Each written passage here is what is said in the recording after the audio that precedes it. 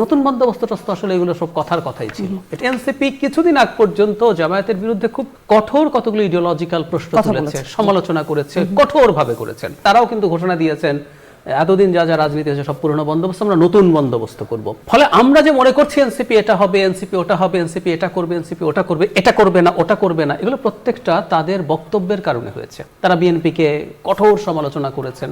আওয়ামী লীগকে তো করছি না, আওয়ামী লীগকে আমরা আলোচনায় আনছি না, যারা অভ্যুত্থানের শক্তি তাদের কথা বলছি। বিএনপির নেতৃবৃন্দকে, বিএনপির আগে সরকারে থাকার আমি পজিটিভলি দেখি, ঠিক আছে।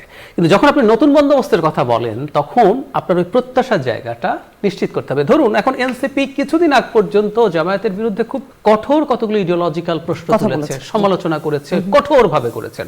৭১ নিয়ে মানে ধরুন জামাত যদি অসাধারণ অন্য সব দিকেও হয়, আপনি যদি ৭১ প্রশ্নে জামাতকে কঠোরভাবে মনে করেন যে এই দেশে তার এই অবস্থান কোনোভাবে আপনি মেনে নিতে পারেন না, তাহলে তার সাথে জোট হয় কিভাবে? এখন আপনি যদি মধ্যপন্থার রাজনীতির কথা বলেন, জামাত একটা মুখোশ দেখানোর চেষ্টা করছে মধ্যপন্থী। কারণ খেয়াল করবেন ঢাকা ইউনিভার্সিটির বা অন্যান্য ছাত্র সংসদ যেগুলো আছে সেখানে তারা ইসলামকে খুব বেশি সামনে আনেননি। এটা কিন্তু তাদের এক ধরনের মুখোশ পরা আমি মনে করি। আপনি জামায়াতে ইসলামী, তো আপনার আসলে গঠনতন্ত্র পড়লেও দেখা যায় আপনি কি রাজনীতি করেন, কিন্তু আপনি ফর দ্য টাইম বিং এটা মুখোশ পড়লেন, আপনি তার সাথে গেলেন, আপনি অজুহাত দিচ্ছেন সংস্কার বা এটা সেটা, এসে একমত আছে। এখন সংস্কারে যদি আপনার সাথে একমত কেউ থাকে, আপনি মধ্যপন্থী রাজনৈতিক দল, আপনি একটা ধর্মীয় মোর্চা, এটা কিন্তু শুধু জামাত না, জামাত যতটুকু মোটামুটি ডান, আরো বেশি উগ্র ডানপন্থী দল জামাতের সাথে আছে।